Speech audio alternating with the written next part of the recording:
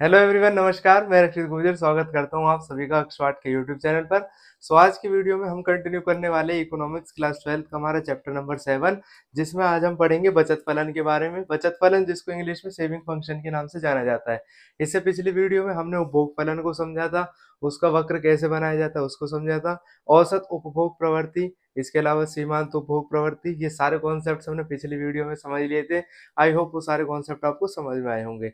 आज की वीडियो में हम बचत फलन के बारे में समझने वाले, इसका जो वक्र है वो कैसे बनाया जाता है, और जो वक्र के नीचे जो भी इंपॉर्टेंट बातें आपको ध्यान में रखनी है, कौन कौन सी बातें, तो उसको हम समझेंगे इस वीडियो में। तो स्टार्ट करते हैं।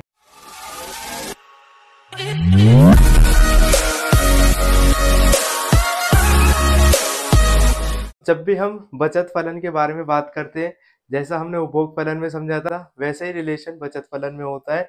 बचत फलन आय और बचत के बीच में जो भी संबंध होता है उसको बचत फलन कहते हैं।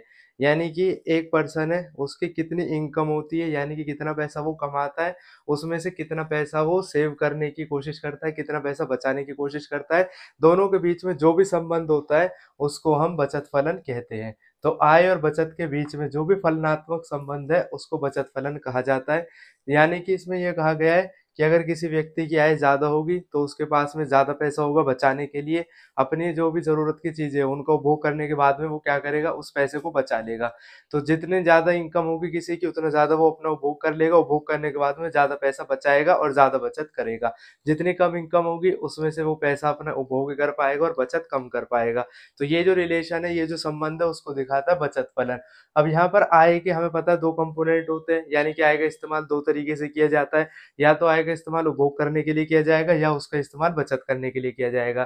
फॉर एग्जाम्पल, अगर कोई पर्सन है वो 100 रुपए कमाता है, तो 100 रुपए में से अगर वो 60 रुपए खा लेगा तो उसके पास में 40 रुपए बचेंगे। 40 रुपए का वो क्या करेगा, बचत के लिए इस्तेमाल करेगा। तो आय का इस्तेमाल दो तरीके से किया जाता है, या तो वो उपभोग कर लेगा या फिर उसका बचत कर लेगा। अगर उस पर्सन को 100 रुपए मिलते हैं और वो 100 के 100 उपभोग कर लेगा, तब वो बचत कितनी करेगा, 0 की बचत करेगा। अगर वो पर्सन को 100 रुपए मिलते हैं और वो 0 कंज्यूम करेगा, ऐसा वैसे पॉसिबल होता नहीं है। अपना जीवन चलाने के लिए कुछ ना कुछ उपभोग अवश्य करना पड़ता है आदमी को। तो उपभोग अगर नहीं करेगा, अगर हम सपोज करते हैं 0 उपभोग करेगा, लेकिन उसको बचत कितनी हो जाएगी, फिर पूरे की बचत हो जाएगी। तो आय के दो ही तरीके से इस्तेमाल किया जाता है, या तो उसका उपभोग किया जाएगा या बचत के लिए इस्तेमाल किया जाएगा। आय का प्रयोग दो काम के लिए किया जाता है, या इसका उपभोग कर लिया जाता है, बचत के लिए इस्तेमाल किया जाता है। तो ये पॉइंट आपको याद में रखना है। ये आय को हम इस डिनोट करते हैं वाई से। तो अगर आप इसको शॉर्ट फॉर्म में देखोगे तो ये लिख सकते हैं कि y इज इक्वल टू, उपभोग को इंग्लिश में कंजप्शन कहते हैं तो इसलिए इसको सी से डिनोट किया जाता है, और बचत को कहते हैं सेविंग। तो ये इसका फॉर्मूला है।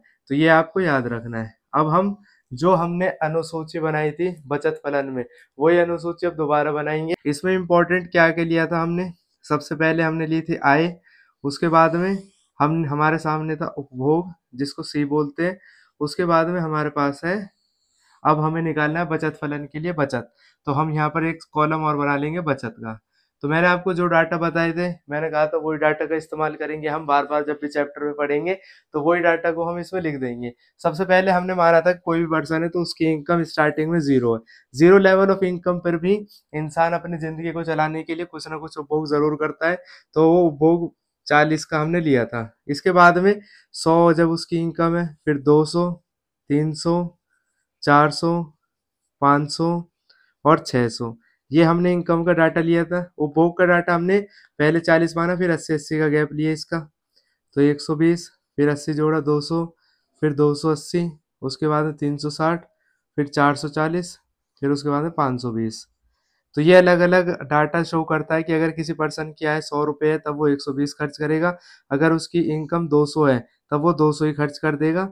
इस लेवल को हम बोलते हैं, पहले हम इसको समझते हैं, जब 0 लेवल ऑफ इनकम पर भी कोई पर्सन कुछ ना कुछ जरूर खर्च करता है, उसको स्वायत्त उपभोग बोलते हैं, और उसको सी बार से डिनोट किया जाता है। जिस लेवल ऑफ इनकम पे इनकम और उपभोग दोनों बराबर होता है, यानी कि आय और उपभोग बराबर होता है, उसको सम विच्छेद बिंदु कहा जाता है। यहाँ पर मैं सम विच्छेद बिंदु को लिख देता हूँ, सम विच्छेद बिंदु, ये शॉर्ट फॉर्म में मैंने इसको लिखा है।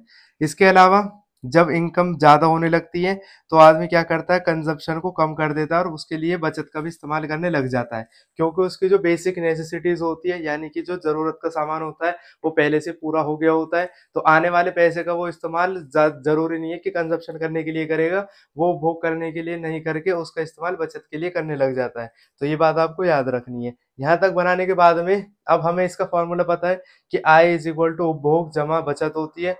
तो अगर हमें उपभोग दे रखे 40, आय है 0, तो हमें पता है बचत कितनी होगी, -40 होगी। तो यहाँ पर हम बचत निकाल लेंगे कि पहले इसकी बचत हो जाएगी -40। दूसरा, अगर 100 रुपए कमा रहा है, 20 रुपए 120 खर्च कर रहा है, तो -20 हो जाएगी यहाँ पर बचत। फिर अगर 200 कमा रहा है, 200 खर्च कर रहा है, तो ये बात आपको याद रखनी है। सम विच्छेद बिंदु पर जब आय और उपभोग दोनों बराबर होते हैं उस समय बचत शून्य होती है। ये पॉइंट आपको बिल्कुल याद रखना है। उसके बाद में जब हम इसको करेंगे तो 300 में से 280 अगर माइनस कर दोगे 20 आ जाएगा, इसको माइनस करोगे 40 आ जाएगा, इसको अगर माइनस करोगे 60 आ जाएगा, फिर इसको अगर हम माइनस करेंगे तो ये 80 आ जाएगा। तो ये हमने बचत निकाल ली है। ये उपभोग और आय हमें पहले से पता थी, जैसा कि हमने पिछले वीडियोस में भी ये टेबल बनाया था। तो ये टेबल के बीच जो भी डाटा वो आपको याद रखने हैं। जब ये बन जाएगा तो उसके बाद हम एक इसका ग्राफ बनाएंगे, यानी कि इसका वक्र कैसे बनाया जाता है। जैसा वक्र हमने उपभोग का बनाया था उपभोग फलन में, वैसा ही वक्र बचत का बनता है। एक तरफ हम लिखेंगे बचत को और यहाँ हम, ये एक्स एक्सिस होता है, ये वाई एक्सिस होता है।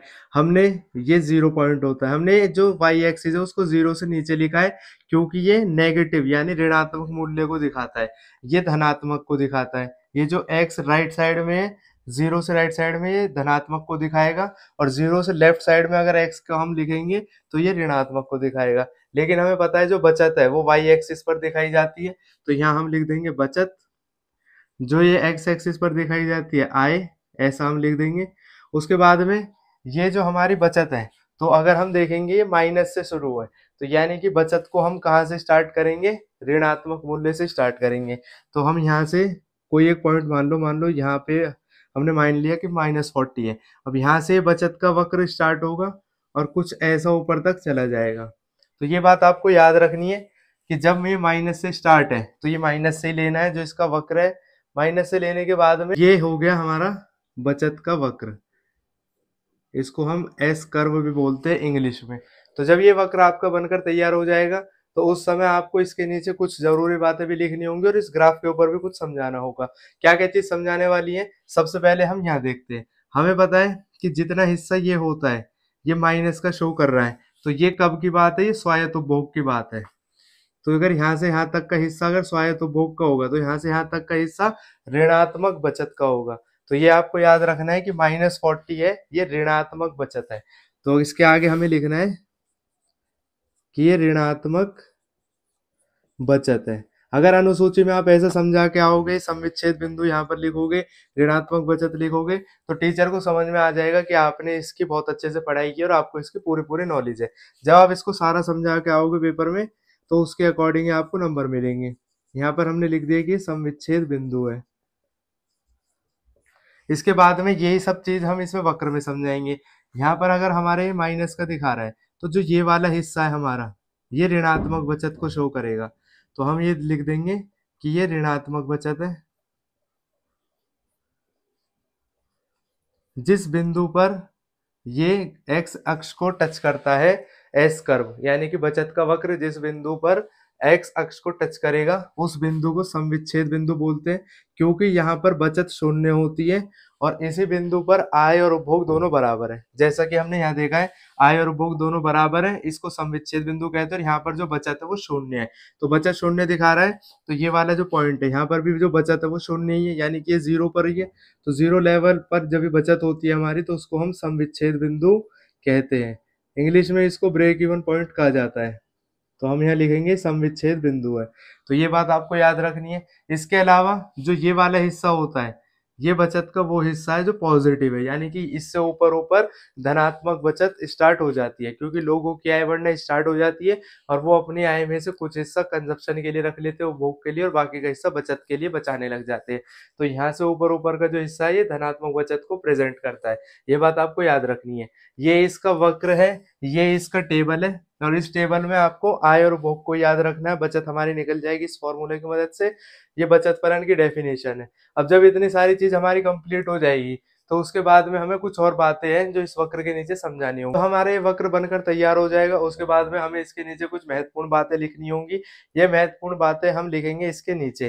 तो हमें ये बात लिखनी है कि जो बचत का वक्र होता है वो वाई अक्ष से स्टार्ट होता है, क्योंकि बचत का जो वक्र है वो ऋणात्मक इससे स्टार्ट होता है।